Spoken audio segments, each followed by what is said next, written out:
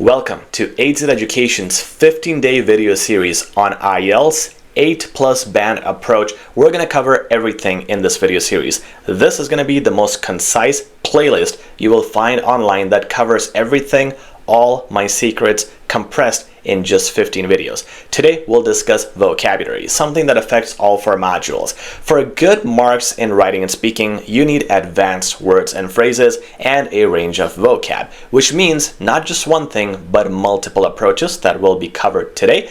Remember also, good vocab helps you in reading and listening because you start to understand more stuff. Now, the first thing you want to focus on when you're practicing vocab is making sentences better. How? Well, if we're using a basic approach, something very simple that basic students would do, basic learners would do. They would say, Sarah is an expert. I will call her to fix the pipes. 2 separate sentences which are very small, very simple. How do I make them better? Well, let me start with a word like since as a starter. And now I'm going to say, since Sarah is an expert, comma, I'll call her to fix the pipes. So how is this better?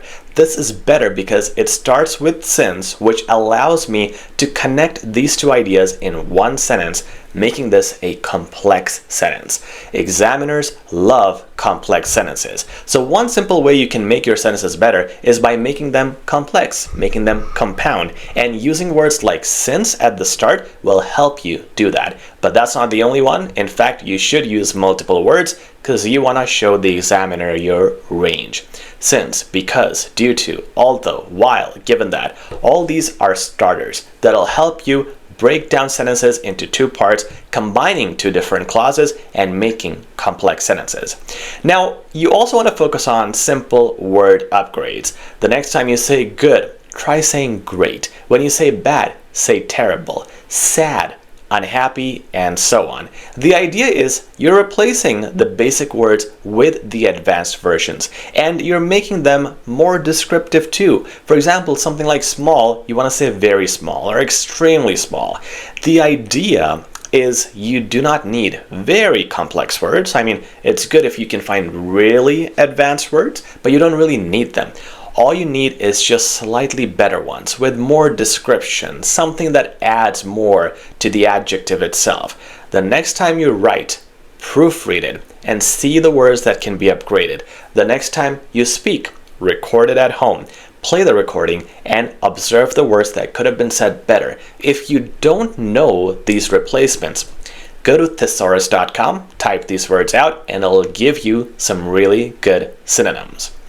Strategy number 3 is using commas. Now this is specifically for writing. And why does this help in your vocab marks? I consider this in a space where we discuss vocab because this shows the examiner more range. And in vocab, they constantly tell you in the examiner marking scheme, you need to show us a good range. Well, let's show it to them.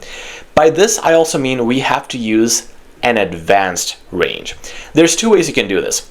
There are 8+ rules of commas, but the 2 ways and the 2 rules that'll give you the range and the advanced usage are extra information and connecting words. For example, let's say I'm talking about Bob Baker. Now, Bob Baker is the manager and he will join us. Here, the extra information is the manager. If I remove this, what does the sentence become? The sentence becomes Bob Baker will join us. But this extra info, the manager, when placed in between commas, shows the examiner my ability to put in the extra information, and that'll give me more marks because it shows the control I have.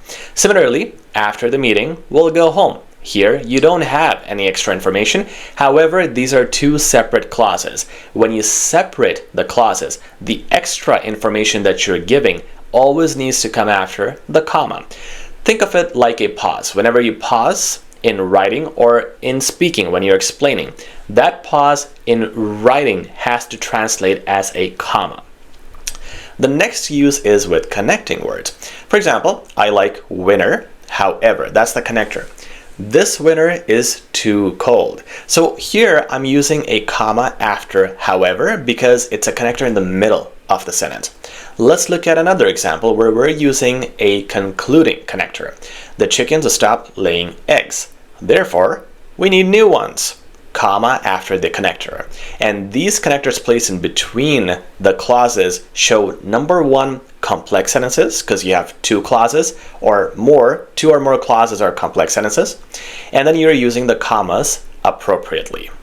Now let's talk about semicolons because that also helps you with the range. Semicolons are some things that the best students use. When you use this, you show the examiner how advanced and talented you are, plus it helps you with the range. Now, how do you use them? Because people get multiple ideas here, which are mostly wrong.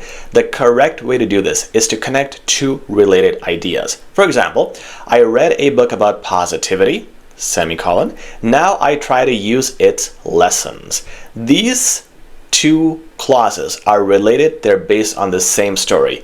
Here is where you can use a semicolon. You should never use it with two unrelated ideas. For example, I love cake, I'll go to New York tomorrow. Completely irrelevant. Here you need a full stop.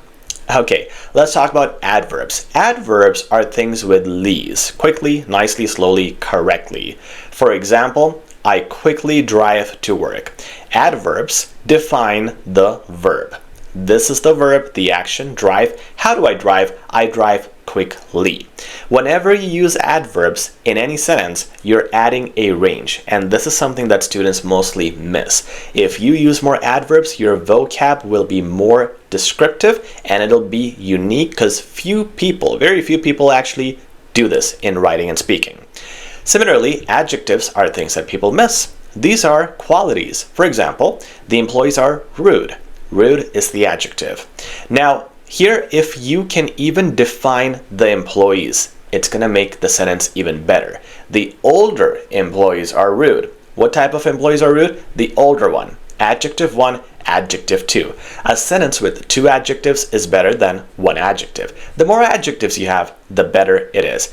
And don't force it, don't overdo it, but just wherever you can do the adjectives, please include them. It adds range, it adds description, so you hit marks in vocab and task response. You can add more details to this one, like local office, small company, busy street, and depending on the situation, you can keep on adding adjectives. Now, you also want to use connectors whenever you're starting new points, new ideas, sentences, opinions. When you're adding ideas, some easy, advanced, and quick things to pick up on are things like also, moreover, furthermore, and in addition. When you're opposing ideas, you can say but, you can also say however, although, and those ones are more fancy combinations. When you're concluding, the connectors to keep in mind are therefore, so, overall, that is why. And that's it. Simple lesson on vocab, but there are more advanced variations. There are also vocab lists, plus there are even more strategies that you should focus on.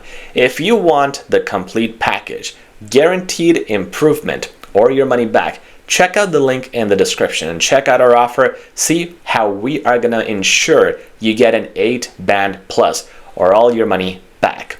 This wraps up our lesson today on vocab. I hope you learned the most essential things you need for your exam.